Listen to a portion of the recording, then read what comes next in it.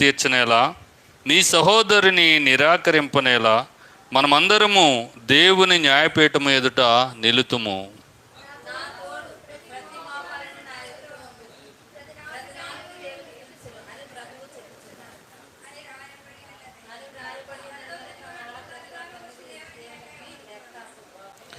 కాగా మనం ఇక మీదట ఒకరికొకడు తీర్పు తీర్చకుందుము. ఇదిగాక సహోదరునికి అడ్డమైనను ఆటంకమైనను కలుగజేయకుందుమని మీరు నిశ్చయించుకొనుడి.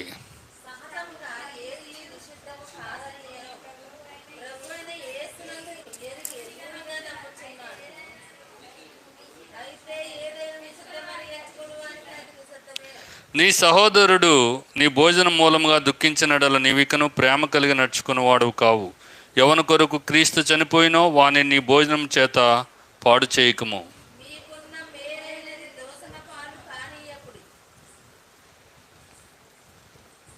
దేవుని రాజ్యము భోజనమును పానమును కాదు కానీ నీతియు సమాధానమును పరిశుద్ధాత్మనందలి ఆనందమునై ఉన్నది.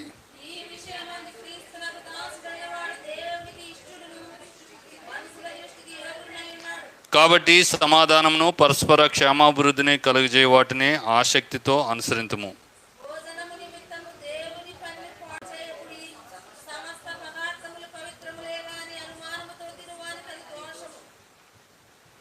మాంసం తినుడు కానీ ద్రాక్షారసం త్రాడు కానీ నీ సహోదరునికి అడ్డం కలుగజేయనది మరేదియు కానీ మానివేయటం మంచిది.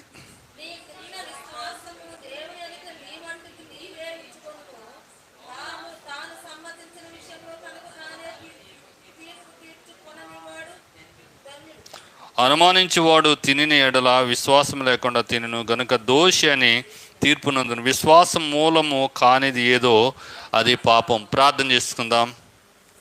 నాని ప్రార్థన చేయండి.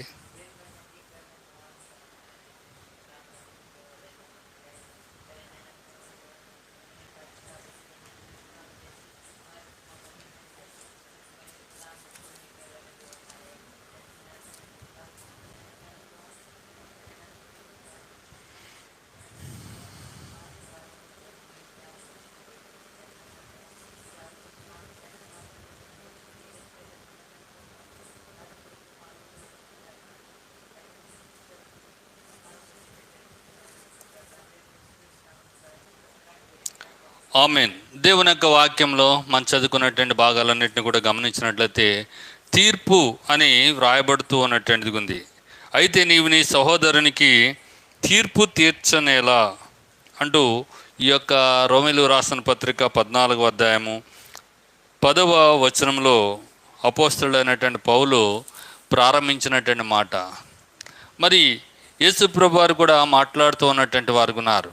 మీకు మీరేం చేయొద్దు, పగ తీర్చుకోవద్దు, తీర్పు తీర్చవద్దు.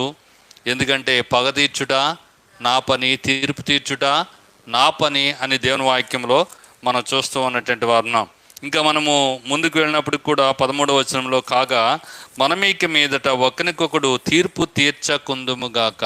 ఒకరికొకడు ఏం చేయకూడదంటే మనము తీర్పు తీర్చుకోకూడదని దేవుని వాక్యంలో రాయబడినటువంటిది ఉంది. ఎందుకనంటే రోమాపత్రిక 2వ అధ్యాయంను మనం ఒకసారి గమనించినట్లయితే మొదటి వచనం, రోమాపత్రిక 2వ అధ్యాయము మొదటి వచనం. కాబట్టి తీర్పు తీర్చు మనుషుడా, నీవెవడవైనను సరే నిరత్తుడవైనావు, దేని విషయంలో ఎదుటివానికి తీర్పు తీర్చున్నావో దాని విషయంలో నీవే నేరస్తుడు అని తీర్పు తీర్చుకొంచున్నావు. ఎలాగైనగా తీర్పు తీర్చి నీవును అట్టి కార్యములే చేయుచున్నావు కావా?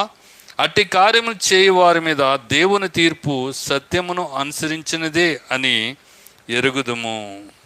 అట్టి కార్యములు చేయవారికి తీర్పు తీర్చుచు వాటినే చేయుచున్న మనుషుడా, నీవు దేవుని తీర్పు తప్పించుకుందువని అనుకుందువా అంటున్నాడు. అంటే మనకి స్పష్టంగా అర్థమైపోయే ఒక మాట ఏంటి అంటే దేవుని యొక్క తీర్పు అనేది ఉంది అని మనం గమనించవలసినటువంటి వారున్నాం. తీర్పులు మరి రకరకాలుగా ఉన్నట్లుగా మనం గమనిస్తూ ఉన్నటువంటి వారున్నాం. మరి మనం గమనించినట్లయితే ఈ యొక్క తీర్పు, మొట్టమొదటి తీర్పును మనం చూస్తున్నాము. అది మొదటి తీర్పు ఏంటంటే పాపమునకు తీర్పు. దేనికంటండి? పాపమునకంటే పాపికి తీర్పు. మనుషునికి కాదు కానీ మనిషిలో ఉన్నటువంటి పాపానికి దేవుడు తీర్పు తీర్చడానికి సిద్ధమైనటువంటి వారికి ఉన్నారు. అందుకే మనం గమనించినట్లయితే రోమీలు రాసిన పత్రిక 6వ అధ్యాయం 23వ వచనం ఏం చెప్తుంది అంటే, పాపము వలన వచ్చే జీతము మరణము అని చెప్తూ ఉన్నటువంటిది ఉంది. కనుక ఈ యొక్క పాపము వల్ల వచ్చే జీతము మరణము. ఈ పాపానికి మరి యేసు ప్రభు వారు ఆ మరణము అనే తీర్పు నందినటువంటి వారై మన పాపాన్ని అంతటినీ తీసివేసినటువంటి వారు ఉన్నారు. లేకపోతే మనము తీర్పు పొందాలి. ఎవరంటే మనము ఎక్కడికి వెళ్ళాలి? తీర్పులోనికి మనము వెళ్ళాలి. అయితే మన తీర్పులోంచి ప్రభు అయినటువంటి యేసుక్రీస్తు వారు దాటించినట్లుగా దేవుని వాక్యము సెలవిస్తున్నటువంటిది ఉంది. ఎందుకు, ఎలా దాటించినారంటే, మనందరి పాపము కూడా ఎవరి మీద వేయబడింది? ప్రభు అయినటువంటి యేసుక్రీస్తు వారి మీద వేయబడింది. బైబిల్ చెప్తుంది, ఇదిగో లోక పాపమును మోసుకుని పోచున్న దేవుని గొర్రెపిల్ల అని యోహాన్ అంటూ ఉన్నటువంటి వారు ఉన్నారు యోహాన్ సువార్తలో. కనుక మన పాపములకు ఆయన ప్రాయశ్చిత్తం చేసినటువంటి వారు ఉన్నారు. కనుక ఈ రోజున నీ జీవితంలో ఆ తీర్పు నుంచి నీ విడిపించబడాలి అని అంటే యేసుక్రీస్తుని సొంత రక్షకునిగా మనము అంగీకరించవలసినటువంటి వారు ఉన్నాం. రెండవ చూసినట్లయితే, ఎవరైతే రక్షింపబడినారో వాళ్ళకి స్వయం తీర్పు అనమాటండి. మనమే ఏం చేయాలి? విమర్శించుకోవాల్సినటువంటి వారు ఉన్నాం. అలాగున్నామో లేదో, లేఖనాల ప్రకారం మనం జీవిస్తున్నామో లేదనేది విమర్శించుకోవటమే మన యొక్క తీర్పు అని చూస్తున్నాం. మనమే తీర్పు తీర్చుకోవాల్సినటువంటి వారు ఉన్నాము. మరి ఇంకా మనము ముందుకు వెళ్ళినట్లయితే, మూడవ జడ్జిమెంట్ అంటే రెండవ తీర్పులో మనమే అనంటే, ఇందువల్లనే మీలో అనేకులు చాలామంది రోగులు బలహీనలు ఉన్నారు, చాలామంది నిద్రించున్నారు అని రాయబడి. అంటే నిన్ను నీవు విమర్శించుకోకపోతే ఏమైపోతావు అంటే, నీవు నష్టపోతావు, నాశనం అయిపోతూ ఉంటావు, పడిపోతూ ఉంటావు. అందుకని మరి నిన్ను విమర్శించుకోవడం అంటే పాపం నుంచి, శాపం నుంచి మనం ఏం చేయాలి? దూరంగా ఉండవలసినటువంటి వారు. పాపము చేయ నేరడు అని రాయబడింది. మరి మనం ఇంకా దేవుని బిడ్డలమైండి కూడా పాపములోనే మనం ఉన్నట్లయితే యేసుప్రభు వారు చెప్పినారు, మీరు కూడా పాపములోనే ఉండి ఏమవుతారు? మీరు నశించిపోతారు అని రాయబడింది. మనం పాపములోనే ఉండి చనిపోవాలనే దేవుని ఉద్దేశము కాదు. మనం మాత్రం కాదు, ఎవరునూ నశించాలని దేవుని ఉద్దేశము కాదండి. మూడవ తీర్పు చాలా విశిష్టమైనటువంటిది. ఇది న్యాయపు తీర్పు. ఏ తీర్పు అంటే ఇది?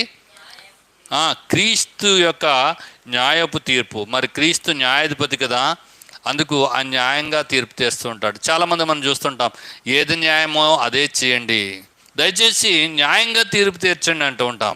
అలాగూ దేవాది దేవుడు న్యాయంగా తీర్పు తీర్చేవాడు. అందుకే 2 కొరింథీయులు రాసిన పత్రిక 5వ అధ్యాయము మన 10వ వచనం చూసినట్లయితే, మనమందరము కూడా క్రీస్తు న్యాయపీఠం ఎదుట ప్రత్యక్షం కావాలి. ఎవరు ప్రత్యక్షం కావాలి క్రీస్తు న్యాయపీఠం ఎదుట అంటే, ఈ లోకంలో క్రైస్తవులు అని పిలబడినటువంటి వారు, క్రైస్తవులు అని చెప్పుకుంటున్నటువంటి వారు, క్రైస్తవులుగా చేయబడినటువంటి వారు అందరూ, దేవుని బిడ్డలుగా ముద్రించబడినటువంటి వారు అందరూ కూడా ఎక్కడ నిలబడాలంట? క్రీస్తు న్యాయపీఠం మీద ముందు మనం నిలబడవలసినటువంటి వారు. అందుకే మనం పాడుకుంటూ ఉంటాం కదా, న్యాయపీఠము నీ ముందు ఉన్నది, న్యాయపీఠము నీ ముందు ఉన్నది, ధ్యానించి చూడుము కూర్చున్నదెవరో, ధ్యానించి చూడుము కూర్చున్నదెవరో. ఆ పాటలో మనం చూస్తుంటాం, నీవు నశించడం దేవుడు కోరడు అని దేవుని వాక్యం రాయబడినటువంటిది ఉంది. కనుక ఈ యొక్క క్రీస్తు న్యాయపీఠం ముందు మనం నిలబడినప్పుడు ఆయన తీర్చే ఆ తీర్పు ద్వారా, ఈ తీర్పు ఎప్పుడు అంటే సంఘమంతా కూడా ఎత్తబడిన తర్వాత మధ్యాకాశంలో జరిగే తీర్పు క్రైస్తవులు ఖచ్చితంగా గమనించాలి. ఈ రోజున క్రైస్తవుని యొక్క విలువ తెలియకుండా పోయినటువంటిది ఉంది. మనం క్రైస్తవులము అనే సంగతి కూడా ప్రతి ఒక్కరు కూడా మర్చిపోతూ ఉన్నటువంటి వారు ఉన్నారు. మరి ఈ తీర్పు ఎవరికంటే క్రైస్తవులకు మాత్రమే, తిరిగి జన్మించినామని చెప్పుకున్నటువంటి వారు మాత్రమే. ఎందుకనంటే మనము కొరింథీ పత్రికలను మనం చూస్తుంటాం, నువ్వు దేహముతో జరిగించినటువంటి క్రియలకి ఏంటంటే అక్కడ ప్రతిఫలం ఉంది. ఈ యొక్క తీర్పు మరొక రీతిగా చెప్పినట్లయితే బహుమానాల తీర్పు అంటండి. ఏ తీర్పు అండి ఇది? బహుమతులు ఇచ్చే తీర్పు. మీరంతా ఈ లోకంలో చాలా కష్టపడిన తర్వాత రన్నింగ్ రేసులో లేక అథ్లెటిక్స్ లాగా పరుగు పందాల్లో ఆటల్లో మీరు అన్నీ జరిగించిన తర్వాత మీకు ఏమిస్తారంటే బహుమతులు ఇస్తారు. దేన్ని బట్టి మీరు పాల్గొన్నటువంటి విధానం బట్టి, మీరు ఆడినటువంటి ఆట తీరును బట్టి, అలాగే క్రైస్తవ జీవితంలో కూడా నువ్వు జీవించినటువంటి జీవితం బట్టి ప్రభు ఏమిస్తారు? నీకు బహుమానాలు ఇస్తారండి. ఒకవేళ నువ్వు బహుమానాలు పొందొచ్చు, పొందకపోవచ్చు కూడా. అది నువ్వు జీవించినటువంటి జీవితము బహుమతులకు అర్హమైతే ఖచ్చితంగా దేవుడు నీకు ఏమిస్తాడు? బహుమతులు ఇస్తాడు. అందుకే పౌలు భక్తుడు అన్నాడు, మనం అందరము పందెపు రంగంలో ఏం చేస్తున్నాం? పరిగెడుతూ అన్నటువంటి వారున్నాం. మరి ఈ లోకంలో పరిగెట్టే వాళ్ళందరూ కూడా బహుమతులు పొందుతారు. అందరూ పొందరు. ఎంతమంది పొందుతారు? అందరూ పరిగెడతారు కానీ ఒక్కడే బహుమతులు పొందుతాడని దేవుని వాక్యం రావడం. మరి మనము క్రీస్తులో పరిగెట్టే వాళ్ళందరికీ బహుమతులు వస్తాయంటండి. క్రీస్తులో పరిగెట్టే వారందరికీ కూడా ఏం చేస్తాడు? బహుమతులు వస్తాయి. మరి ఎలా పరిగెట్టాలి? బహుమానము పొందునంతగా పరిగెత్తాలంట. బహుమానము పొందునంతగా పరిగెట్టాలి, అంత కష్టపడాలి. అందరికీ కూడా బహుమతులు అక్కడ ఉన్నాయి. ఈ రోజులు ఏమైపోయినంటే చల్లారిపోయినారు, నీరసించిపోయినారు, అంతేకాదు దిగజారిపోయినటువంటి వారు ఉన్నారు. ఈ స్పర్శ ఏమీ లేదు. ఏం లేదంటండి, మనము క్రైస్తవులము అనే స్పర్శ కూడా లేదు. కిందటి దినాల్లో మనం నేర్చుకున్నాము. ఏం చేస్తున్నాడంటే సాతానుడు ఏం చేస్తున్నాడంటే గుడ్డితనం కలుగజేస్తాడు. ఎన్నో వాక్యాలు అంటూ ఉంటాం మనం అందరము. మనకు తెలుసు కదండి, తలాంతులు, దేనారములు. ఈ యొక్క ఉపమానాలు ఎవరికంటే క్రైస్తవులకి. ఎందుకు ఇచ్చినాడంటే వారి సామర్థ్యం చెప్పున యేసుప్రభు వారు మనకి అనుగ్రహించినాడు. ఎన్నో బహుమతులు ఉన్నాయి. ఒకతనికేమో 1 తలాంతు ఇచ్చినాడు, ఒకనికి 2 తలాంతులు, ఒకనికి 5 తలాంతులు ఇచ్చినటువంటి వారు ఉన్నారు. వారి సామర్థ్యం చెప్పున ఇచ్చినటువంటి వారు ఉన్నారు. కనుక కొందరిని రక్షించి వారిని సువార్థికులుగా, లేక గాయకులుగా, లేక ప్రసంగికులుగా, లేక రకరకాలైనటువంటి వ్యక్తులుగా దేవుడు చేస్తున్నాడు. వారందరికీ కూడా దేవుడు ఏం చేస్తున్నాడు? పని అప్పగించినటువంటి వారు ఉన్నారు. ఆ పనిలో మనమందరం కూడా ఏం చేయాలి? పరిగెట్టవలసినటువంటి వారు ఉన్నాం. నేను ఒక ప్రార్థనా పడుగు ఉంచితే నువ్వేం చేయాలి? ప్రార్థించాలి. నేను బోధకుడు ఉంచితే బోధించాలి, శక్తి లోపం లేకుండా బోధించాలి. నువ్వు పలానా పని చేసేవాడుగా దేవుడిని నియమిస్తే నువ్వు చేయవలసిందే. బహుమతి కావాలంటే చేయవలసిందే అండి. అందుకనే దేవుని వాక్యం చూస్తాం, వారి క్రియల చెప్పున ప్రతి వారికి ఏమన్నదంట? బహుమతులు ఉన్నటువంటివి ఉన్నాయి. అంటే ఈ బహుమతి ఏంటంటే లెక్క అప్పగించవలసినటువంటి బహుమతి. మనం ఏం చేయాలి? లెక్క అప్పగించుకోవాల్సినటువంటి వారు ఉన్నాం. బైబిల్ గ్రంథంలో మనం గమనించినట్లయితే ద్రాక్ష తోటలో పని చేయటానికి దేవాది దేవుడు లేక అక్కడ ఉన్నటువంటి యజమానుడు కూలీల్ని తీసుకెళ్ళటానికి రోడ్డు మీదకి వచ్చినప్పుడు కొంతమందితో మాట్లాడినారు. వారు వడంబడికి చేసుకున్నారు. ఏమని? మాకు ఏం చేయాలి? ఒక్క రూపాయి అని రాయబడింది అక్కడ. ₹1 కుదుర్చుకున్నాడు. వారు వెళ్ళినారు.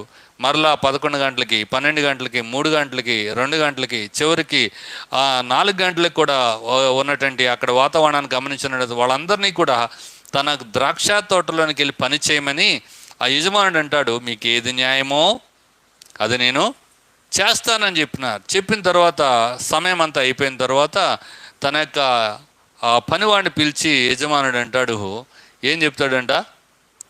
ఆఖరణ వచ్చిన వానికి మొదలుకొని మొదట వచ్చినటువంటి వాని వరకు ఏమి ఇవ్వాలి?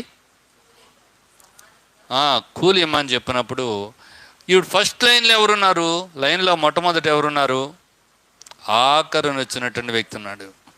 ఉదయమే వచ్చిన వ్యక్తి ఎక్కడున్నాడు? చివరినున్నాడు.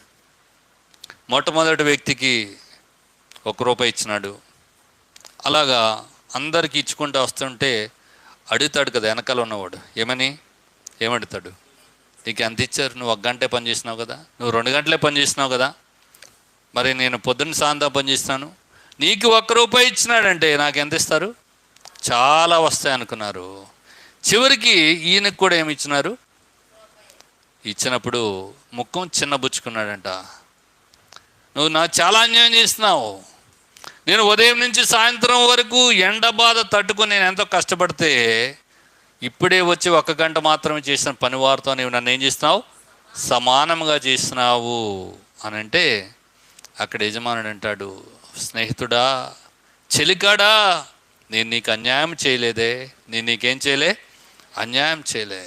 నువ్వు నాతో ఎంత ఒడంబడికి పొందినావు, నీ లెక్క చెప్పు నేను ఇచ్చినాను, నా సొమ్ము నాకు ఇష్టం వచ్చినట్టుగా నేను ఇస్తాను అని చెప్పినట్టుగా మనం చూస్తూ ఉన్నటువంటి వారు ఉన్నాం. కనుక ఆయన వరుసలో నువ్వు కష్టపడి పని చేసినట్లయితే, నమ్మకత్వంతో జీవించినట్లయితే, అందుకే బైబిల్ చెప్తుంది శక్తి లోపం లేకుండా ఏం చేయాలి, పని చేయాలి. నీ చేతికి వచ్చిన ఏ పనైనా కానీ ఏం చేయాలి, శక్తి లోపం లేకుండా చేయాలి. నీ బైబిల్ చదవటం వచ్చా? ఎలా చదవాలి, ఎలా చదవాలి? శక్తి లోపం లేకుండా చదవాలి. ఆరాధన చేస్తావా, శక్తి లోపం లేకుండా చేయాలి. ప్రార్థన చేస్తావా, శక్తి లోపం లేకుండా చేయాలి. నువ్వు ప్రీచింగ్ చేస్తావా, శక్తి లోపం లేకుండా చేయాలి. అది దేవుడు కోరేది. అంతేగాని పైకి ఒకలాగన లోపల ఒకలాగన ఉండటము కాదండి. శక్తి లోపం లేకుండా నువ్వు జీవించినప్పుడు ఖచ్చితంగా నువ్వేం చేస్తావు అని అంటే బహుమతులను పొందుకుంటావు. మరి అక్కడికి వెళ్ళిన తర్వాత ఏం జరుగుతుంది అని అంటే మనము అగ్నిగుండే వెళ్ళవలసింది. మనం వెళ్ళము, మన క్రియలు వెళ్తాయి. ఏం వెళ్తాయంటండి, మన క్రియలు వెళ్తాయి. మీకు తెలుసు లేదో, ఎయిర్పోర్ట్లో ఏం చేస్తూ ఉంటారు, చెకింగ్ చేస్తూ ఉంటారు. ఎయిర్పోర్ట్లో ఏం చేస్తారండి, చెకింగ్ చేస్తారు.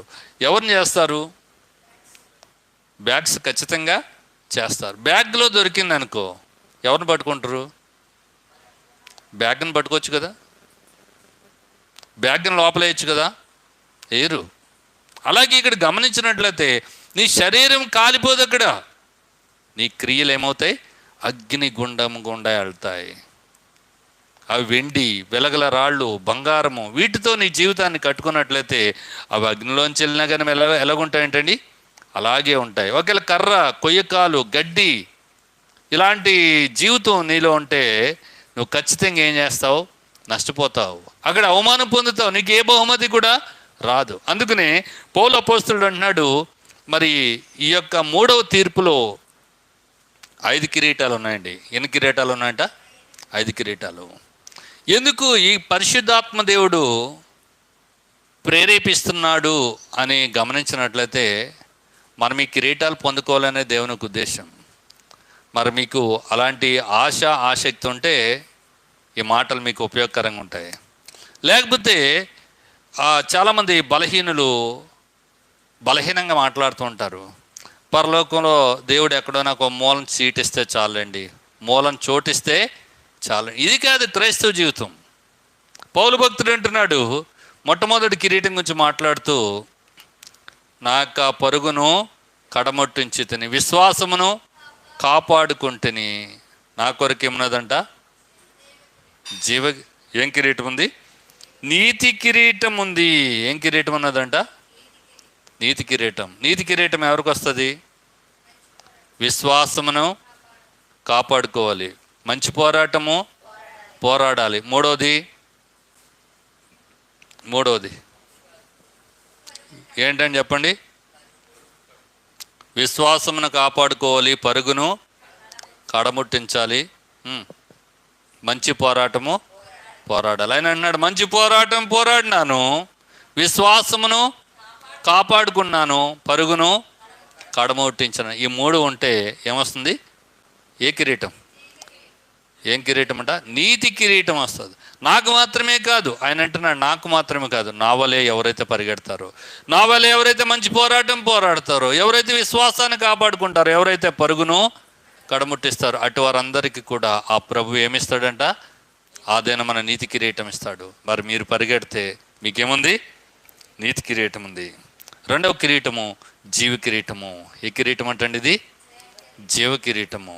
జీవ కిరీటం ఎవరికి వస్తుంది అంటే యాకోబు పత్రికలో రాయబడింది, శోధనను సహించు వారికి, శోధనకు నిలబడినటువంటి వారికి, శోధనను ఎదిరించినటువంటి వారికి ఏముంటుందంట, జీవ కిరీటం ఉంటుంది.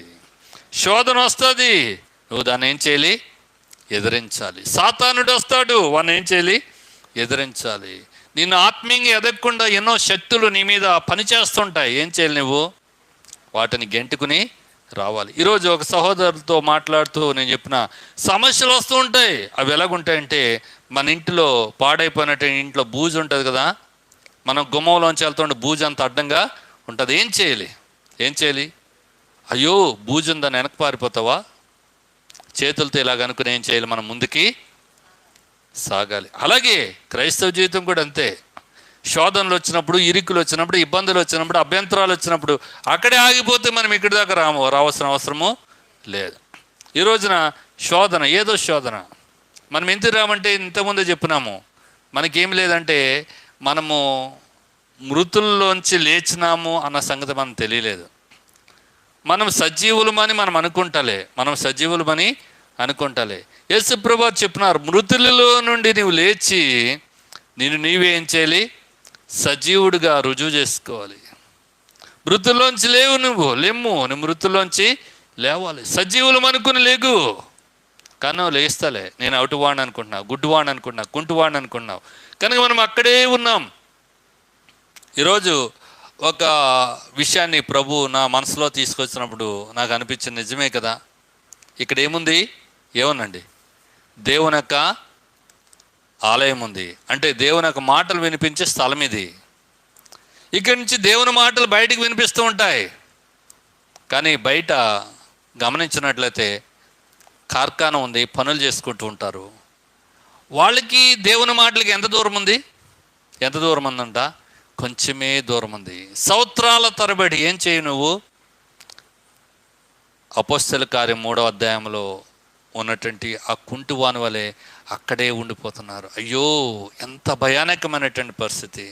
నీకెన్నో టాలెంట్స్ ఉన్నాయి, కానీ మార్తతో యేసు ప్రభువు చెప్తున్నారు, మార్తా నువ్వు విస్తారమైన పని పెట్టుకుని అనేకమైనటువంటి సంగతుల గురించి నువ్వు ఆలోచన చేస్తున్నావు. ఏంది అవసరమైంది?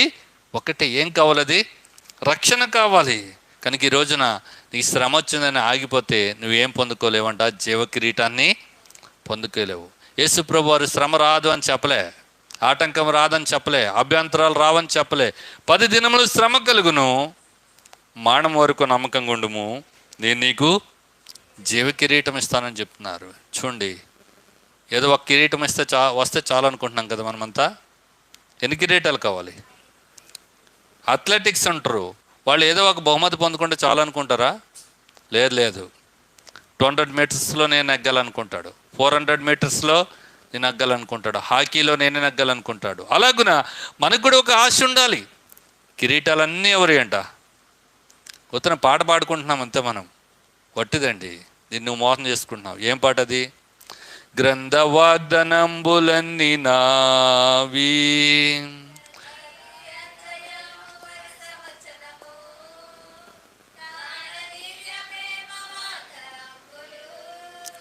గ్రంథ వాగ్దానంబులన్నీ నావి అంటాడంటే ఈ పాటలన్నీ పాడుకోనివ్వు, నువ్వేం చేయి? పాడుకో. కానీ అవి నీ కాదు, అవి నీవి కాదు.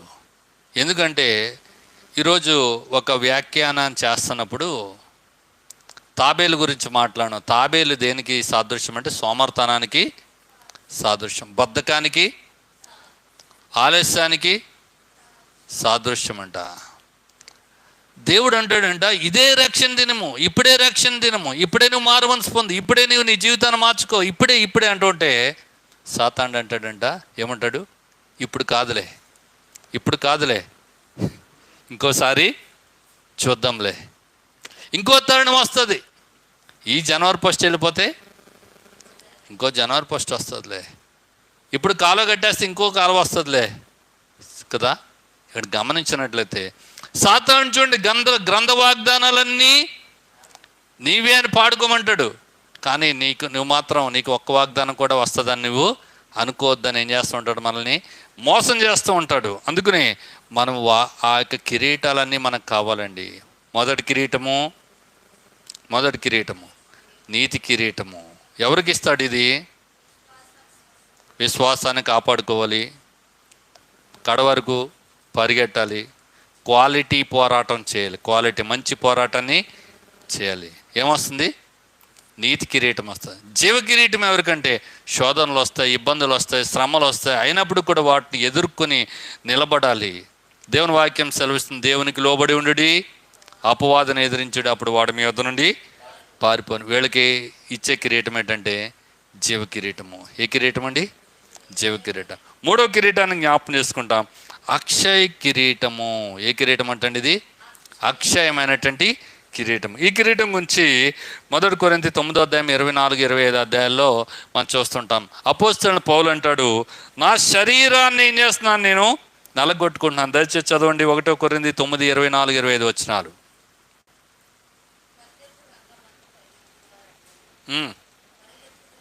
పరిగెత్తుదురు కానీ ఒక్కడే బహుమానం పొందురని మీకు తెలీదా? అంటే ఏం చేయాలి? రన్నింగ్ రేస్ ఏం చేయాలంట? పాటలు వచ్చేసినాయి, మనకి పాటలు వచ్చినాయి కదా. క్రైస్తవులు కూడా వాకింగ్స్ పెట్టినారు. దేని గురించో నాకు మర్చిపోయాను నేను. Run for juices, walk for juices. Rajahmundry అక్కడెక్కడ ఇంతకుముందు చేసావు. దేని కొరకంట? Run for juices. ఆ ఒక్కరోజే రన్ చేస్తావు నువ్వు, మిగిలిన రోజులు ఏం చేయవు. అందుకే రన్ రన్ రన్ రన్ అని పాటలు ఎప్పుడు పాడతావు? ఆ ఒక్క రౌండ్ వేసినప్పుడే పాడుతూ ఉంటావు. క్రైస్తవ జీవితం అలాంటిది కాదు. జీవితకాలం ఏం చేయాలి? పరిగెట్టాలి. Take very seriously. ఏ చిన్న చిన్న విషయాలు కాదు ఇదేమీ కూడా. పరిగెత్తు. ఎలా పరిగెత్తాలి? కాళ్ళ నొప్పులు వచ్చినా నువ్వు ఆగిపోతే నువ్వు అక్కడే ఆగిపోతావు. మనం ఒక అథ్లెటిక్స్ గురించి చూసినప్పుడు రన్నింగ్ రేస్లో ఒక ఆమె ఏం చేస్తుందంటే ఇంకొక ఆమెను పడగొట్టేసింది. ఆవిడ పడిపోయినా కానీ మరలా లేచి ఏం చేసింది? పరిగెత్తి చివరికి ఆమె ఫస్ట్ ర్యాంక్ వచ్చేసింది. వీళ్ళందరూ దాటుకుని వెళ్ళిపోయినటువంటిది ఉంది. కనుక ఓపికతో ఏం చేయాలి? నువ్వు పరిగెత్తాలి. అప్పుడు మాత్రమే నువ్వేం పొందుకుంటావు? అక్షయ కిరీటం. అంటే శరీరాన్ని ఏం చేయాలి? శరీరాన్ని ఏం చేయాలంట? నలగొట్టుకోవాలి. శరీరాన్ని ఏం చేయాలి? నలగొట్టుకోవాలి. ఆకలేసేస్తుంది బాబా, వదిలిపెడతలేదు. శరీరాన్ని ఏం చేయవు? నలగొట్టుకోవు. కాళ్ళు నొప్పులు వచ్చేస్తున్నాయి, శరీరాన్ని ఏం చేయవు? నలగొట్టుకోవు. సైనికుల్లో పనిచేయాలి. రాత్రి పగలు, సమయంలో అసమయంలో ఏం చేయాలి? ప్రభు కొరకు నీకు దోచినట్టుగా నాకు దోచినట్టుగా మనం నడిస్తే మనం ఏమీ పొందుకోలేదు. ఎందుకంటే బైబిల్లో ప్రతి నిమిషంలో కూడా మేము మాట్లాడుతూ చెప్పే ఒక సంగతి ఏంటంటే ఇట్స్ వెరీ డేంజర్ అని చెప్తూ ఉంటాను. చాలా కష్టం ఇది. ఎందుకు చెప్తూ ఉంటాం? ఎందుకంటే దేవుని యొక్క మాటలు అంత కఠోరంగా ఉంటూ ఉంటాయి. నిజమే, సత్యాలండి. ఏంటంటే అవి సత్యం అని సత్యం మాట్లాడుతూ ఉంటాడు. సత్యం మాట్లాడుతూ ఉంటే వాళ్ళకి లోపల మండిపోతూ ఉన్నటువంటిది ఉంది, మంట వస్తూ ఉన్నటువంటిది ఉంది. అదేమంటైనా కావచ్చు. యేసుప్రభు వారు చెప్పిన మాట ఎందుకు అనంటే ధనవంతుడి విషయంలో యేసుప్రభు వారు చెప్పినారు. ఏం చెప్పినారు? అబ్రాహాము ఏం చెప్తున్నాడు ధనవంతుడికి? కుమారుడా, నీ జీవిత కాలంలో నీకిష్టం వచ్చినట్టుగా నీ జీవించినావు. నీకిష్టం వచ్చినట్టుగా. అందుకే మనకిష్టం వచ్చినట్టుగా మన ఇష్టం వచ్చినట్టుగా మనం నడిస్తే కుదరదండి. నీకు ఇష్టం వచ్చినట్టుగా నువ్వు డ్యూటీ చేస్తే పోలీసు వాడిని ఉంచుతారా? మిలిటరీలో ఉంచుతారా? లేదు. అందుకే పౌలు అపోస్తలుడు తిమోతికి రాస్తా అంటారు, ఏమన్నారు? మంచి సైనికుని వలె ఏం చేయి, నాతో కూడా పోరాడు, శ్రమపడు. ఏం చేయాలంట? శ్రమపడవు. వాక్యాలు చాలా ఉంటాయి, కానీ వాటిని ఎక్స్పీరియన్స్ ద్వారా నువ్వు పొందుకోవాలి. యోహాను సువార్త 15:1 ఏం చెప్తుందంటే, నేను నిజమైన ద్రాక్షావల్లిని, నా తండ్రి వ్యవసాయకుడు అని రాయబడింది. తిమోతిలో అంటాడు, తిమోతి వ్యవసాయం చేసినటువంటి వ్యక్తి, పాటుపడిన వ్యవసాయకుడే మొదటి ఫలంలో పాలు పుచ్చుకుంటాడని నీకు తెలియదు అంటున్నాడు. అంటే అంత తేలిక వ్యవసాయం అంటే? నేను వ్యవసాయం చేసినప్పుడు నాకు అనుభవం కొరకు దేవుడు ఇచ్చినాడు. ఆ అనుభవంలో నేను నేర్చుకున్నా, అమ్మో ఎంత కష్టమో. డబల్ డ్యూటీ, రాత్రి పగలు, ఏంటంటే శ్రమే. కనుక ఈ రోజున నేను కూడా గమనించాలి. అక్షయ కిరీటాన్ని పొందుకోవాలి అని అంటే, అక్షయ కిరీటాన్ని పొందుకోవాలంటే ఏం చేయాలంటే మనమంతా ఏం చేయాలి? మన శరీరాలని నలగొట్టుకొచ్చేటువంటి వారు ఉన్నాం. అంటే నలగొట్టుకోవటం అంటే అవమానం వస్తుంది. ఈ శరీరం ఇదే కాదు, మనసు కూడా ఏమైపోద్ది, నలిగిపోతూ ఉంటుంది. ఛీ అని అంటారు ఎవరైనా, ఉమ్మేస్తారు, నేను అవమానపరుస్తారు. అయినా ఏం చేయాలి నువ్వు? అవమానాన్ని ఏం చేయాలి? నిర్లక్ష్య పెట్టాలి, ఓపికతో పరిగెట్టాలి. ఇంట్లో తిట్టేస్తున్నారండి, అందుకనే మేము ప్రార్థనకు రావట్లేదండి. ఏం లేదు నీకు, ఏం లేదు, ఓపిక అనేది లేదు. జనాలు ఏదో అనుకుంటున్నారండి, అందుకనే నేను రావట్లేదండి. చీకటండి, రావట్లేదండి. చక్కగా అరగంటలో ముగిస్తే మేము వస్తాం. డిమాండ్స్ అన్నీ ఏంటంట, డిమాండ్స్. వీటన్నిటిని అధిగమిస్తే నీకేముంటుంది? అక్షయమైనటువంటి కిరీటం. ఈ కిరీటాలన్నీ పొందుకోవాలంటే ఇంకొకరితో పోల్చుకోవద్దు. ఆడు వస్తున్నాడా, వీళ్ళు వస్తున్నారా, ఏం వస్తుందా, అంత మాట నన్నే రమ్మంటారు, నాకే చెప్తారు, వాళ్ళు వస్తే నేను వస్తాను, ఇది కాదు. ఏం చేయాలంట? నీ పొరుగు నువ్వు పరిగెట్టాలి. ఎన్ని కిరీటాలని? 1, 2, 3 అక్షయ కిరీటం. 4వ కిరీటము మహిమ కిరీటము. ఏ కిరీటం అంటండి ఇది? మహిమ కిరీటము. ఎక్కడ ఉంటుంది అది? 1 పేతురు 5వ అధ్యాయంలో 1 నుంచి 5 వచనాలు మనం చదివినట్లయితే, 1 పేతురు 5వ అధ్యాయము 1 నుంచి 5 వచనాలు చూసినట్లయితే అక్కడ ఉన్నటువంటి పెద్దలకి, కాపర్లకి, లేమెన్స్, అలాగే ప్రభు యొక్క పరిచర్యలో కష్టపడినటువంటి వారికి రాస్తూ, ప్రధాన కాపరి ప్రత్యక్షమైనప్పుడు మీరు వాడబారని మహిమ కిరీటాన్ని పొందుకుంటారు. ఎవరట? ప్రభు రాజ్యం కొరకు కష్టపడినటువంటి వారు. వాళ్ళ పనులు వాళ్ళు చేసుకుంటే. ఎందుకంటే యేసు ప్రభు వారు ఖచ్చితంగా మాట్లాడినారు. నేను బైబిల్ చదువుతుంటే నాకు బాగా ఇష్టమైన మాటలు చాలా ఉంటాయి. వాటిలో నన్ను ఆకట్టుకున్న ఒక మాట ఏంటంటే ఇంగ్లీష్లో ఉంటుంది, verily verily I say unto you, అంటే నిశ్చయముగా నీతో నేను చెప్తున్నాను. వెరీ అంటే వెరీ గుడ్ అంటారు. వెరీ గుడ్ అంటే చాలా మంచి. వెరీ వెరీ గుడ్ అంటే very very very very good అంటే చాలా వెరీలీ నేను ఖచ్చితంగా చెప్తున్నాను అంటున్నాడు. ఆ మాటలు వింటుంటే నాకు భయమేస్తుండేది ఆ దినాల్లో. ఒకడు క్రొత్తగా జన్మించితేనే కానీ దేవుని రాజ్యంలోనికి చేరడా. Verily I say unto you అంటూ ఉంటాడు ఇంగ్లీష్లో. అంటే తెలుగు మనకు రాదు, ఇంగ్లీషు రాదు, కన్నడ రాదు, మనకి ఏ భాష కూడా రాదు. మనకు వచ్చిన భాష ఒకటి ఉంటుంది, పనికిమాల భాష ఉంది. ఆ భాష మాత్రం మనకి వచ్చి. ఏం భాష అది? దెయ్యముల భాష.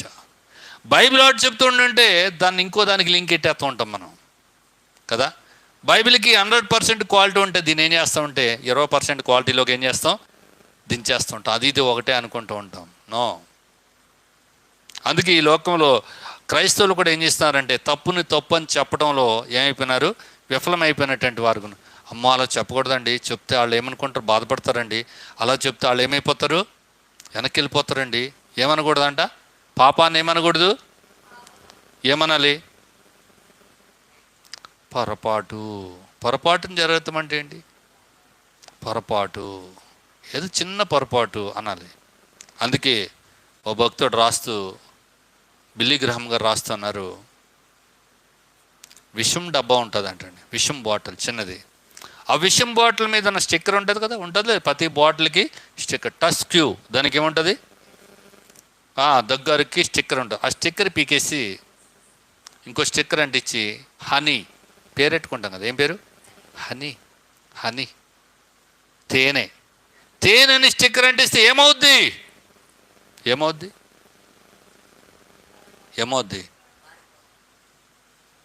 తేనె అనుకుని తాగితే తేనె అయిపోద్దా? ఏమవుద్ది? It's died. పాపమే. అంతే కదా. దాన్ని ఏం చేస్తున్నావు? పాపాన్ని ఏం చేస్తున్నావు? ఏదో తప్పైందిలేండి, ఏదో పొరపాటు. ఈ రోజులు ఎవరు చేస్తలేదండి, చాలా తేలిగ్గా తీసుకుంటున్నావు. అందుకని ఇక్కడ గమనించినట్లయితే మహిమ కిరీటము ఎవరికి అంటే ప్రభు కొరకు ఏం చేయాలి? నువ్వు ప్రయాసపడాలి. మెట్టుకు క్రైస్తవ జీవితం అంటే నీ జీవితాన్ని ఏం చేయాలి? నువ్వు కొట్టువేసుకోవాలి. ఇందుకు ముందే ఒకటితో అన్నా, నువ్వు ఎంత యూజ్లెస్ ఫెలో నీకు తెలుసు కదా అంటే తెలుసు అన్నారు. అయితే నేను ఇప్పుడు యూజ్లెస్ ఫెలో కమియర్ అన్నట్టు, నన్ను ఎందుకు అంటారు అన్నారు. చూడండి, ఎస్ నన్నేనండి పిలిచినారు అంటే, అవునండి నిన్నే. సార్ చెప్పండి సార్, పక్కన వాళ్ళు అంటారు, ఏంటి నిన్ను ఎలాగంటే బాధ లేదా? బాధ ఎందుకు? I'm also useless fellow. మనం వేస్ట్. మనం ఎవరమంట? బైబిల్ చెప్తున్న కొరింథీ పత్రికలు రాయబడింది, మనం ఎవరమంట? వెర్రివారము. మనము వెర్రివారము, అజ్ఞానులము, పనికిరానటువంటి వారము. ఎందుకు పనికిరానటువంటి వారిని మనం దేవుడు పిలుచుకున్నాడు? ఆయన కృపను బట్టి మనం జ్ఞానవంతులం, కానీ లేకపోతే మనం ఎవరమంట? దరిద్రులము. మనం ఎవరో బైబిల్ చెప్తుంది, దరిద్రులము. అలాంటి వారికి దేవుడు కిరీటాలు ఇవ్వడానికి ఇష్టపడుతున్నాడండి. ఆ కిరీటాలు సంపాదించుకుంటే నువ్వెంత ధన్యుడువో. మనకి ఉండాలి, ముందు కిరీటాలు చూస్తూ ఉండాలి. అందుకే మేము ప్రతి చోట కూడా ఈ మధ్య కాలంలో రాస్తున్నాం. కానీ నా బాగా ఇష్టమైనటువంటి వచనము ప్రకటన గ్రంథం 4వ అధ్యాయంలో ఉంటుంది. 2, 3, 4 వచనాలు ఉంటుంది. ఏముంది? ప్రకటన గ్రంథము చదవండి మీకు దొరికినట్లయితే. ఇక్కడికి ఎక్కిరమ్ము.